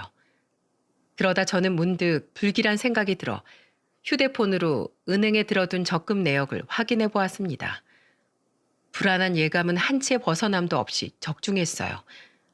2개의 적금은 이미 모두 해지되어 온데간데 없더군요. 저는 불같이 화를 내며 아내를 채근했죠. 당신 이 돈 다 어쨌어? 어? 이건 우리 애들 위해서 들어놓은 적금이잖아. 돈 많다던 사람이 적금엔 왜 손을 대는데? 여보, 그게 아니고 사실 우리 아빠가 이번에 사고를 치셨대. 어디 잘못 투자했다가 원금까지 죄다 날리셨다고. 그래서 나 가진 돈 다랑 모자란 돈은 급하게 적금 좀 깨서 빌려드렸어. 어차피 아빠가 우리한테 재산 증여 미리 해주셨으니까 그 돈에서 좀 돌려드린다는 생각으로. 가족이잖아. 어? 뭐? 장인어른 돈 많이 날리셨대? 처가댁은 좀 괜찮아? 당신은 신경 쓸 거 없어. 괜히 친정에 연락하거나 하지 마. 당신이 아는 척하면 아빠 오히려 창피해서 고개도 못 드실 거야. 아무리 그래도 그렇지. 내가 그렇게 말했는데 어떻게 그 큰 돈을 나랑 한마디 상의도 없이 써? 나 당신이랑 부부 사이가 맞긴 맞아? 날 남편으로 생각하긴 하냐고. 제발 뭐라고 좀 하지 마. 나도 머리 아프다고. 그러던 어느 주말이었습니다. 아직 아들 둘 모두 잠에서 깨지 않은 주말 아침, 현관문이 닫히는 소리에 저는 잠에서 깼어요. 무슨 소린가 싶어 나가보니 거실에도 주방에도 그리고 그 어떤 방에서도 아내의 모습을 찾을 수가 없더군요. 그리고 식탁 위에 놓인 종이와 편지 한 장을 저는 뒤늦게 발견할 수 있었습니다. 뭐야 이게? 그건 바로 아내가 남긴 편지 한 장과 협의 이혼 서류였어요. 깜짝 놀란 저는 황급히 아내의 편지를 읽어보았죠. 미안해 여보. 내가 당신한테 정말 죽을 죄를 졌어. 당신 나랑 더 오래 엮이면 평생 빚에 시달리면서 살게 될 거야. 당신이 지금은 내 말이 무슨 말인지 모르겠지만 이게 내가 당신한테 마지막으로 해줄 수 있는 의리고 선물이야. 편지를 읽은 전 불이 났게 집을 뛰쳐나가봤지만 이미 아내는 온데간데 없더군요. 정말 이게 무슨 날벼락인가 싶었습니다. 아내 휴대폰은 줄곧 꺼진 상태였기에 저는 고민을 하다가 장인어른께 전화를 걸었어요. 그리고 장인어른과의 통화에서 저는 충격적인 사실을 알게 되었죠. 장인어른은 애초에 투자를 말아먹은 적도 아내에게 재산을 증여해 준 적도 아니 재개발된 땅 같은 건 가진 적도 없었다더군요. 저는 벌벌 떨리는 손으로 장인어른에게 아내가 집을 나갔다는 말과 함께 그동안의 자초지종을 설명했습니다. 무척이나 놀란 장인어른은 자기도 아내가 갈 만한 곳은 전혀 알지 못한다고 말했어요. 도대체 이게 무슨 일인가 싶어서 저는 닥치는 대로 전화를 돌렸습니다. 그리고 그 통화들 속에서 저는 더욱 끔찍한 진실을 마주하고 말았죠. 아내가 이혼서를 남기고 집을 나갔다는 말에 제 여동생과 어머니는 기함을 하며 소리쳤습니다. 뭐? 어머니 연락 두절이라고? 이혼 서류까지 남기고? 아니, 그게 무슨 소리냐? 안 된다, 안 돼. 내가 어머니한테 빌려준 돈이 장장 5천만 원이란 말이다. 뭐? 새언니를 왜 나한테 찾아? 안 그래도 오빠한테 내가 연락하려고 했는데 새언니 요새 내 전화를 왜 이렇게 안 받아? 할 말이 있는데. 뭐? 새언니가 이혼하자고 하고 집을 나갔다고? 안 되는데. 나 애들 아빠 몰래 언니한테 6천만 원이나 투자한 거 아직 한 푼도 못 돌려받았는데. 아내는 제게 말도 없이 저 몰래 저희 어머니와 여동생에게 거금을 빌렸던 겁니다. 소름이 끼쳤어요. 제가 여태 한 입을 덮고 같이 살던 사람이 제가 알던 아내가 맞나 싶었죠. 그만큼 다른 사람들 입에서 나온 아내의 지난 행적은 너무도 낯설었어요. 알고 보니 어머니와 여동생은 제 아내가 한다던 투자에 숟가락을 올렸더군요. 한 몇 개월 전에 아내가 어머니와 여동생에게 자신이 하는 투자를 같이 할 생각이 없냐고 물어봤다더라고요. 자기만 알기 아까워서 고급 정보를 알려주는 거라고요. 투자를 1,000만 원만 해도 다달이 투자 금액의 10%씩을 챙겨주겠다는데 그걸 왜 마다하니? 이미 어머니 투자로 돈벌이가 꽤나 됐다는 건 동네 여자들도 다 아는 사실인데 게다가 주혁이 너도 나한테 그렇게 얘기해줬잖아. 아휴 어쩐지 한 달만 두 달만 하며 차일필 수익금 주는 걸 미루더라니. 그래도 한두 번은 약속대로 돈을 주길래 다른 사람도 아닌 가족이라 철석같이 믿었는데 아니 이게 무슨 날벼락이래니. 정말로 어멈 연락 안 돼? 저희 집안은 정말 발칵 뒤집혔습니다. 배신감에 치가 떨렸어요. 아내는 우리 가족에게 돈을 뜯어내고서는 그대로 짐을 싸서 잠적을 해버린 겁니다. 그날 저녁 여동생은 다음날 일이고 뭐고 죄다 팽개치고 저희 집으로 쫓아왔어요. 부모님은 이미 제게 전화를 받자마자 저희 집으로 달려오셨고요. 저는 아이들이 불안함에 떨까봐 걱정되어 아이들을 방으로 들여보냈어요. 그리고 우리는 최대한 작은 목소리로 대화를 나누었죠. 어떡해. 나 진짜 그 돈 날리면 남편한테 죽어. 진짜 미친 거 아니야? 어떻게 등쳐먹어도 가족을 등쳐먹어. 우리는 모두 뜬 눈으로 밤을 지새웠습니다. 그리고 다음 날 저는 급하게 상사에게 보고해 일주일간의 휴가를 냈어요. 학교에서 돌아온 아이들은 부모님 댁에 맡기고 아내를 어떻게든 찾아 나설 생각으로요. 그리고 혹시 몰라 제가 모르는 대출이라도 있나 급하게 알아보던 와중에 더욱 충격적인 사실을 알게 되었죠. 저희 집 아파트는 아내와 저 공동 명의로 되어 있었는데 저는 제 동의가 없는 이상 아내가 집을 담보로 추가 대출을 받을 수 있을 거라곤 생각지도 못했습니다. 하지만 아내는 제2금융권에서 몇 천만 원의 추가 대출을 받아냈었더라고요. 게다가 아내는 일찍이 미용실마저 외부 사람에게 팔아넘긴 뒤더군요. 미용실을 팔고 잔금을 모두 넘겨받은 바로 직후에 아내는 짐을 싸서 도망을 갔던 겁니다. 충격에 휩싸여 망연자실한 채 저는 소파에 앉아 있었어요. 도대체 제게 왜 이런 일이 생겼나 싶었죠. 그때 갑자기 저희 집 초인종이 미친 듯이 울리더군요. 그리곤 제가 누구냐고 묻기도 전에 누군가 저희 집 문을 사정없이 두드리기 시작했습니다. 야, 박채희! 이년아, 너 집 안에 있지? 당장 문 안 열어? 저는 이번엔 또 무슨 일인가 싶어 다급하게 현관문을 열었어요. 그러자 남자와 여자들 몇 명이 잔뜩 화가 난 얼굴로 저희 집에 쳐들어오는 겁니다. 심지어는 신발조차 벗지 않고요. 뭐예요, 당신들? 채빈이 어머니?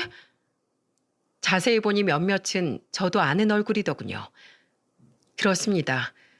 그 사람들은 모두 같은 동네 주민들이었어요. 제 아들 친구인 채빈이 어머니는 씩씩대며 제게 소리를 질렀죠. 당신 아내 어딨어? 망할 여편네가 내 돈 떼어먹고 그렇게 연락도 안 받더니 이제 미용실까지 팔아먹어? 왜? 야반 도주라도 하려고? 당신도 한패지? 내 돈 내놔, 당장! 그게 무슨 소리예요? 돈이라뇨? 전 아무것도 몰라요. 지금 그 사람이 저희 가족 돈까지 떼어먹고 어제 잠적해버렸다고요. 웃기시네. 내가 또 속을 줄 알아? 야, 박채희, 너 어딨어? 화장실에 숨었어? 자세히는 모르겠지만 대충 상황 파악이 되었습니다. 이 무서운 여자는 저와 저희 가족의 돈만 떼어먹고 도망친 게 아닌 동네 사람들에게까지 사기를 쳤던 거예요. 결국 저와 저희 가족은 모두 경찰서에서 조사까지 받게 되었습니다. 그리고 그 과정에서 저는 아내가 저지른 모든 일에 대한 정황을 알 수 있었죠. 아내는 투자를 하면 다달이 수익금을 10%씩 주겠다는 가머니설로 저희 가족보다 먼저 동네 사람들의 돈을 해먹었더군요. 게다가 알고 보니 아내는 동네 개모임의 개주였다고 하네요. 처음엔 갯돈을 떼어먹고 그 돈을 메꾸려고 한두 사람에게 사기를 치다가 약속한 수익금을 마련하려고 다른 사람에게 또 사기를 치기 시작한 겁니다. 돌려막기였던 거죠. 그렇게 큰 돈이 생기다 보니 갈수록 씀씀이는 해퍼지고 일은 하기 싫으니 미용실 문은 계속 닫게 되고 그러다 더 이상 돌려막기 할 사람이 없게 되자 초조해진 아내는 처음엔 저희 어머니를 속이고 그 다음엔 제 여동생까지 가머니설로 꼬여냈던 거예요. 아내 한 사람이 무려 수십 명의 사람을 절망 속으로 빠뜨려 놓고 만 겁니다. 다행히도 우리 가족은 전부 무혐의로 풀려났어요. 우리도 피해자라는 사실을 입증하기 위해 정말 많은 노력을 해야 했지만은요. 하지만 경찰서 근처에서 진을 치고 있던 피해자들 몇몇이 우리에게 달려들어 우린 또 한바탕 몸싸움을 벌여야 했어요. 이 사기꾼 놈들아, 내 돈 내놔. 그 돈 없으면 당장 우리 가족 길바닥에 나앉아야 된단 말이다. 저희 부모님은 결국 병원 신세까지 지게 되었어요. 다행히 크게 다치신 곳은 없었지만 특히 몸이 약했던 저희 어머니는 안정을 취하기 위해 이틀간 병원에 입원을 하시기까지 했어요. 그리고 저와 부모님은 살던 집을 처분했습니다. 우리도 사정이 넉넉하지 않았던 터라 모든 사람들의 돈을 갚을 수는 없었지만 피해자들 중 정말로 어려운 사람들에게 집을 처분한 돈과 가진 돈 대부분을 나누어 주었죠. 어머니께서 말씀하시길 그래도 우리의 가족이었던 사람이 벌인 일인데 가족이 되어서 그 일을 나 몰라라 할 수 있냐고 하시더군요. 집으로 돌아간 제 여동생은 매부에게 거의 이혼을 당할 뻔했습니다. 없는 살림에 겨우겨우 모은 그 거금을 자기 몰래 날려먹었다며 매부는 제 여동생에게 손찌검까지 했다네요. 애들 때문에 안 내쫓고 자기가 봐주는 줄이나 알라면서요. 여동생이 원망스러운 듯 엉엉 울며 전화로 제게 그 일을 이야기해 주는데 제가 무슨 염치가 있어서 매부에게 뭐라 이야기할 수 있겠습니까? 여동생은 그 이후 겨우 이혼만은 모면한 채 그 집에서 숨죽이고 살게 되었죠. 아내는 어디로 꽁꽁 숨었는지 경찰들도 결국 아내를 찾아내지 못했습니다. 처가에서도 아무도 아내의 행방을 몰랐어요.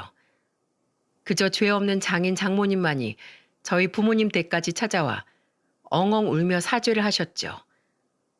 그리고 두 분 또한 집까지 작은 전셋집으로 옮기며 마련한 돈을 저희 부모님께 내미셨어요. 그 돈마저 우리는 피해자들에게 전부 나누어 주었지만은요. 결국 아내에겐 지명수배가 내려졌습니다. 그리고 한 가지 더 답답한 것은 아무리 아내가 도망을 갔어도 저 혼자서 협의 이혼서를 내는 건 아무 의미가 없다는 사실이었어요. 꼭 아내와 함께 서류를 제출해야 한다고요. 그래도 다행히 저는 지인의 도움을 받아 공시송달이라는 절차를 밟아 이혼을 할 수 있었죠. 그건 행방불명된 배우자와 이혼을 할 수 있는 절차라고 하더군요. 그렇게 길고 끔찍한 모든 과정을 거친 뒤에야 아내가 일으킨 모든 소동에서 전 벗어날 수 있었습니다. 집을 판 우리 가족은 다행히 피해가 없었던 남동생의 도움으로 방 2개짜리 반지하 전셋집을 구할 수 있었어요. 게다가 원래 살던 동네에선 차마 얼굴을 들고 살 수가 없어 그곳에서 멀리 떨어진 동네로 이사를 왔죠. 아휴, 내가 이 동네에서만 30년을 넘게 살았는데 며느리 한 번 잘못 봤다가 이게 무슨 날벼락이니. 아이고. 그 동네를 떠나올 때 저희 어머니께서 어찌나 통곡을 하셨는지 모릅니다. 아직 어리긴 하지만 대강의 사정을 알고 있던 저희 아들들 또한 자기 할머니를 따라 눈물을 뚝뚝 흘렸고요.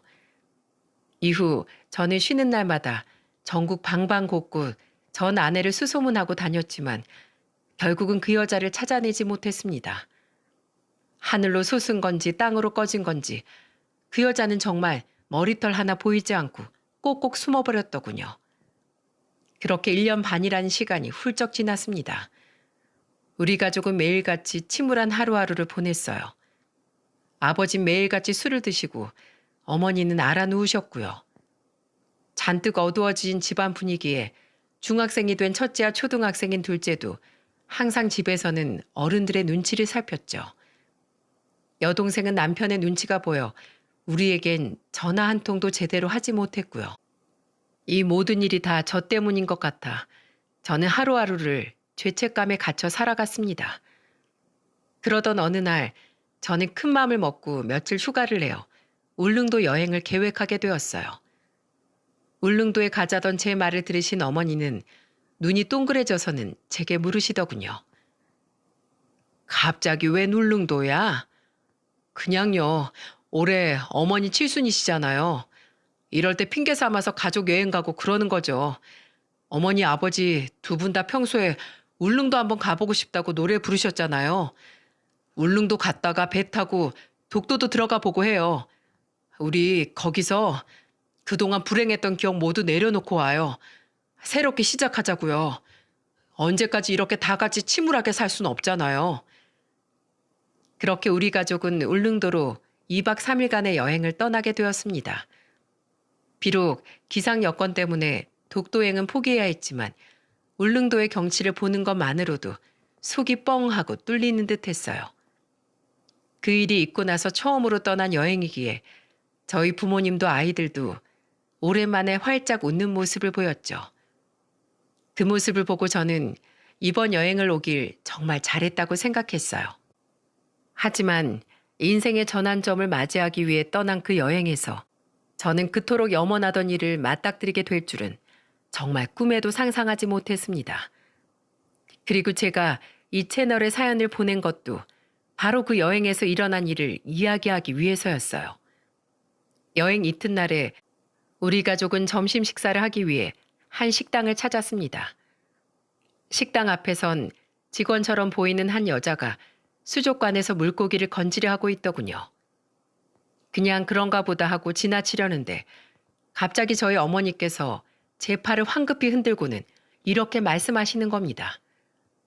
그리고 어머니 입에서 나온 말은 저를 정말 깜짝 놀라게 만들었어요. 예, 주여가, 저기 저 여자 좀 봐라. 저기 물고기 뜰채로 뜨고 있는 여자. 저거 그년 아니니? 네 인생, 우리 가족 인생 다 망치고 도망간 네 마누라 말이야. 어머니의 말에 저는 재빨리 눈을 비비고 다시 그 여자를 천천히 뜯어보았어요. 어머니 말씀이 맞았어요. 그 여자는 바로 우리 가족뿐만이 아닌 수많은 사람들의 인생을 망치고 도망간 제 전 아내였던 겁니다. 순식간에 피가 거꾸로 솟는 느낌이었어요. 그리고 재빨리 그 여자에게 달려가려는 순간이었죠. 만내 전연! 저는 나이가 70인 저희 어머니의 달리기가 그렇게 빠를 줄은 정말 상상도 못했어요. 어머니는 저보다 먼저 총알처럼 그 여자에게 달려가더군요. 그리고 그 여자가 고개를 미쳐 어머니에게 돌리기도 전에 어머니는 손바닥으로 그 여자의 얼굴을 아주 세차게 내려치셨어요. 아! 당신 뭐야? 뭐긴 뭐야? 너 때문에 내 신세, 내 자식들 신세까지 다 망친 불쌍한 노인네지. 원수는 외나무 다리에서 만난다더니 내 아들이 그렇게 찾아 헤맬 땐 코빼기도 안 보이던 년이 여기 숨어 있었네. 어머니. 어머님이라고 부르지도 마. 난 너 같은 며느리 둔 적 없어. 내 돈 내놔. 내 돈 내놓으라고. 어떻게 인두껍을 쓰고 그렇게 파렴치한 짓을 저지를 수 있어? 어? 네 남편, 네 아들들 인생까지 나락으로 떨어뜨려 놓고 지금 여기서 생선이나 퍼올리고 있냐? 아주 난리도 아니었습니다. 어머니는 그 여자의 머리를 다 뜯어 놓을 것처럼 그 여자의 머리끄덩이를 잡고 놔주질 않았어요. 깜짝 놀란 저도 아버지도 우선 어머니를 붙잡고는 말릴 정도로 말이죠. 어머니, 우선 진정 좀 하세요. 그것 좀 놓으시고요. 어머니 손만 더러워져요. 어머니를 떼어놓는데 성공한 아버지는 어머니의 허리를 꼭 붙들고 있었습니다. 어머니는 여전히 엄청나게 씩씩대고 계셨고요. 저는 싸늘한 눈으로 잔뜩 겁에 질린 그 여자에게 말했어요. 야, 얼굴 좋아 보인다. 뭐? 이혼이 네가 주는 선물이야? 할 거면 제대로는 하든가. 내가 너랑 호적 정리하려고 얼마나 고생했는지 알아? 그리고 너만 그렇게 홀라당 떠나버리면 다야? 네가 한 짓거리들 때문에 우리 가족이 지난 1년 반 동안 얼마나 고통받았는지 모르지? 우리뿐만 아니라 네 부모님들까지 집 팔고 가진 돈 싹싹 긁어 모아서 피해자들한테 갚아줬어. 네가 사기친 돈을. 네 아들들은 학교에서 왕따 당하고 전학 가서도 잔뜩 기가 죽어서 기 한 번 못 펴고 살고 있어. 제 아빠, 제 할머니, 할아버지 눈치만 보면서 바로 엄마 같지도 않는 너 때문에. 여기 네 새끼들 봐봐. 얼굴 상한 것 좀 보라고.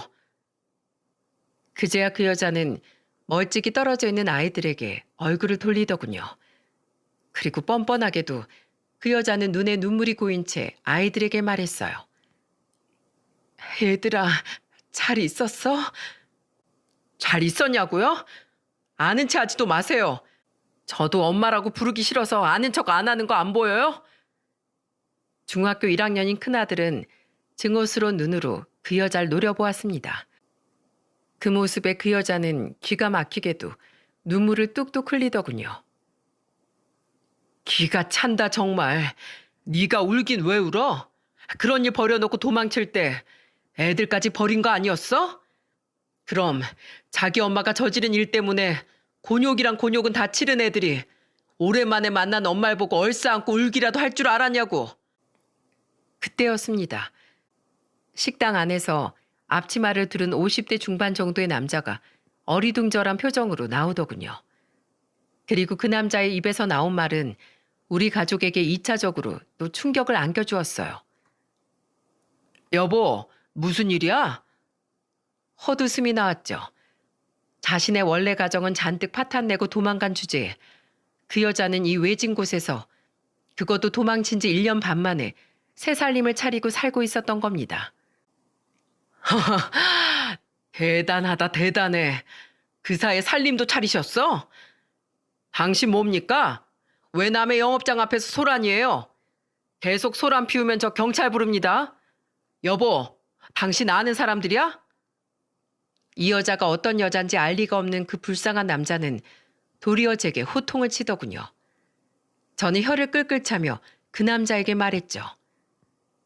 경찰이요? 부르실 필요 없어요. 제가 부를 거니까요. 여보세요? 거기 경찰서죠? 저는 곧바로 경찰서에 전화를 걸었습니다.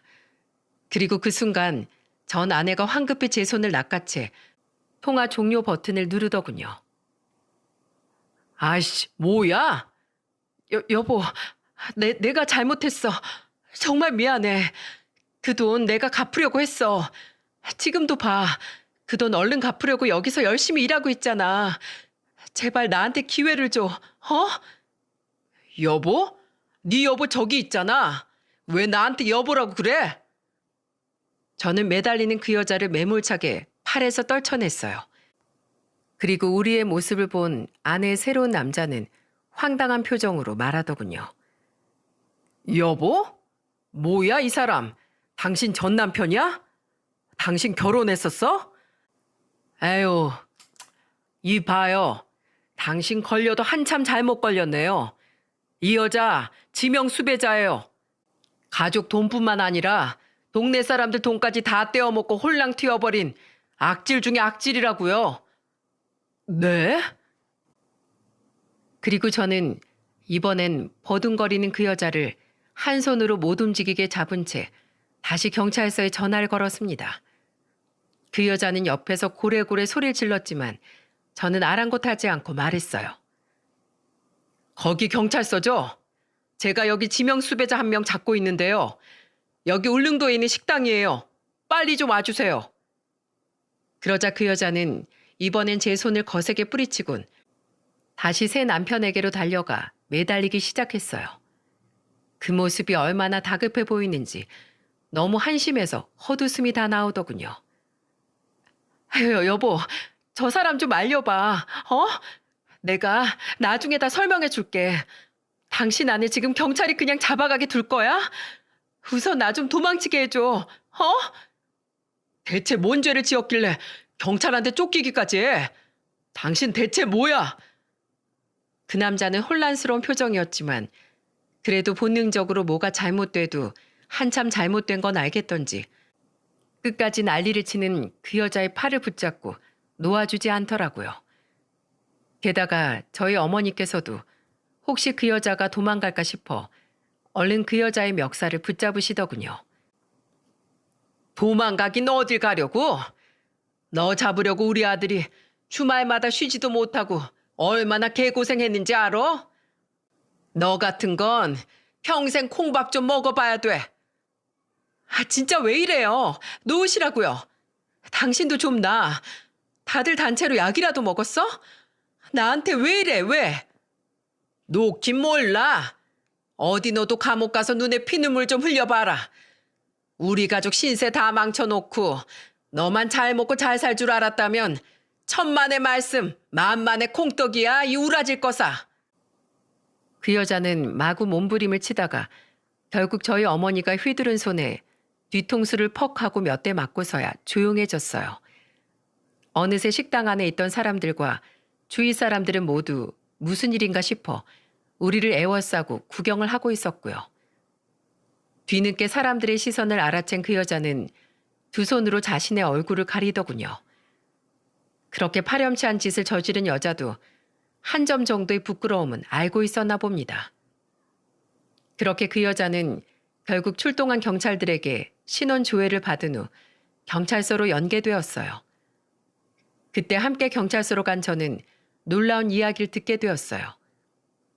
그 여자가 그렇게 꽁꽁 숨어 있을 수 있던 건 다름 아닌 자신의 쌍둥이 동생 덕분이었던 겁니다. 전 아내는 쌍둥이 동생인 척하며 정체를 숨기고 다녔더군요. 어디서 났는지 동생의 예전 신분증을 가지고 다니며 말입니다. 사진을 보니 최소 20년은 더 되어 보이는 게 아마 10대 후반이나 20대 초반 시절 동생인 척할 때 가지고 다니던 예전 신분증인 것 같더라고요. 게다가 그 여자는 마치 자기가 피해자라도 되는 양 엉엉 울며 이러더군요. 저도 알고 보면 피해자예요. 예전에 친하게 지내던 술집 언니가 저한테 똑같은 수법으로 5천만 원이나 뜯어서 도망갔다고요. 그래서 그때 진비 메꾸려다 보니까 저도 하는 수 없이 갯돈에다 손을 대고 다른 사람한테 사기를 치게 된 거예요. 잡아가려면 그 언니 먼저 잡아가야죠. 왜 저한테만 이래요? 그 말을 듣고서야 어렴풋이 전 아내가 이야기했던 미용실 단골이라는 그 술집 여자가 생각났어요. 모든 불행의 시작은 바로 그 여자에게서 시작되었던 거더군요. 전 아내는 자신이 당한 대로 똑같이 다른 사람들에게 모방 범죄를 저지르고 다녔던 거죠. 저는 아내에게 한마디를 남기고 경찰서를 나왔습니다. 네가 피해를 입었으면 다른 사람들한테 피해를 줘도 돼? 그때 차라리 나한테 솔직하게 말했어야지. 그럼 너도 이 정도까지 추악해지진 않을 수 있었잖아. 아니, 또 모르지. 넌 원래 이런 사람이었는데 그때를 계기로 본 모습을 찾은 건지도. 야, 박채희. 피해자인 척 굴지 마. 너처럼 똑같이 피해 입었어도 혼자 속 문드러져 가면서 참고 견디는 사람도 많아. 우리 가족만 해도 마찬가지고. 그게 정상이야. 그게 사람이라고. 두 번 다시 우리 가족 앞에 나타나지 마. 나는 내 아들들도 이제 정말로 넌 이 세상에 없다고 여기고 살 거니까. 넌 감옥 가서 죄값 치르면서 제발 사람부터 돼서 좀 나와라. 그래야 다시 사회에 나와서도 다른 사람들한테 똥물 안 튀기고 살지. 뒤를 돌아서 그곳을 나오는데 뒤에서 서럽게 흐느끼는 소리가 들리더군요. 그게 마지막이었어요. 그 여자를 잡았어도 우리 가족에겐 잃어버렸던 돈이 들어오지도 갑자기 온 가족에게 활기가 찾아오지도 않았죠. 그저 남은 건 적어도 우리 가족을 이렇게 만든 여자를 찾아 복수했다는 거, 그 사실 하나였어요. 그렇게 2년이란 시간이 지났습니다. 그 여자는 지금 실형을 받고 교도소에서 복역 중이라고 해요. 저는 구태여 아이들에게 그 이야기를 해주진 않았습니다. 어느 날은 큰아들이 제게 그러더군요. 아빠, 저는 정말로 엄마라는 사람 죽었다고 생각할 거예요. 그렇다고 세상에 화를 내지도 비뚤어지지도 않을 거고요. 누구 좋으라고요? 전 앞으로 공부도 열심히 하고 바르게 잘 자라려고 노력할 거예요. 동생도 그렇게 될 수 있도록 최선을 다해서 도울 거고요. 그러니까 너무 저랑 동생 걱정은 하지 마세요. 눈물이 났습니다. 누굴 닮아 아직 중3밖에 되지 않은 애가 이렇게 착하고 어른스러운지요. 그런 아들 덕분에 요즘엔 저도 그리고 저희 부모님도 조금씩 힘을 내서 살아가고 있습니다. 저희 아버지께선 최근에 술을 끊으셨고요. 그리고 작은 아파트 단지에서 경비 일을 시작하셨죠. 술만 먹으며 골병 들기 기다리는 것보다 가족들을 위해 나가서 푼돈이라도 벌어야겠다고 말씀하시면서요. 그리고 그런 아버지를 보며 어머니 또한 기운을 많이 차리셨습니다. 자신도 집안에 가만히 있지 말고 동사무소에 노인 일자리라도 신청해 보겠다고 말씀하시더군요. 그래서 저는 신청 시기가 오면 제일 먼저 알려드리겠다고 어머니께 말씀드렸죠. 요즘 우리 가족은 웃기지 않아도 일부러 더 크게 웃어보기도 하고 없는 살림에서나마 한 번씩 싼 고기라도 사서 가족 파티를 열려고 노력하고 있습니다. 비록 가난하지만 웃으며 열심히 살다 보면 분명 우리 가족에게도 좋은 날이 생길 거라고 굳게 믿으면서요. 왜 유명한 말도 있잖아요. 행복해서 웃는 게 아니라 웃어서 행복한 거라는 명언 말입니다. 저에게 일어난 이런 끔찍한 일이 정말 자신에게 일어날 거라고 여기는 사람은 예전의 저를 포함해서 정말 많지 않으실 거라고 생각해요. 하지만 세상의 모든 불행이 꼭 저 자신을 피해서만 찾아오진 않더라고요. 그래서 실제로 이런 일이 정말 있다는 걸 많은 분들께 알려드리고 많은 분들이 항상 경각심을 가지셨으면 싶어서 이렇게 긴 사연을 보내게 되었습니다. 아무리 고생 끝에 낙이 오고 비 온 뒤에 땅이 더 단단해진다지만 이런 모진 일을 겪기보단 미리 예방하는 것이 100배는 나을 테니까요. 그럼 제 불쌍한 사연은 여기서 이만 마치도록 하겠습니다. 다들 저희 가족에게 꼭 희망의 빛이 찾아들길 응원해 주시면 감사할 것 같아요. 그 작은 한마디가 우리 가족에겐 분명 커다란 힘이 될 테니까요. 그럼 모두 행복한 매일이 되길 바라겠습니다. 감사합니다.